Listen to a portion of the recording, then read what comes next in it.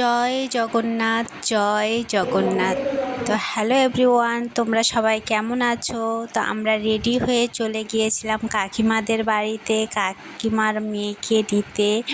তো আমরা এখন সবাই মিলে যাচ্ছি টোটোতে করে, আমি, আমার দিদি, আমার মা আর আমার কাকুর মেয়ে। তো বলতে বলতে আমরা মন্দিরে তো আমরা বাড়ি থেকে অনেকটা দেরি করে বেরিয়েছিলাম। তো আমাদের পৌঁছানোর আগে জগন্নাথ দেবকে তার মাসির বাড়ি থেকে নিয়ে চলে আসছে। তারপরে আমরা ওখানে গিয়ে ভোগ দিয়ে তারপরে উপরে চলে গেলাম, রাধা গোবিন্দকে দর্শন করে চলে গেলাম প্রসাদ নিতে। এখানে খুব ভিড় ছিল, তো দেখো লাইন দিয়ে আমরা নিয়েছিলাম। তারপরে আমরা চলে গেলাম দোকানে। ফোনের কভারগুলো দেখে ভালো লাগছিলো, তাই ফোনের কভার নিলাম।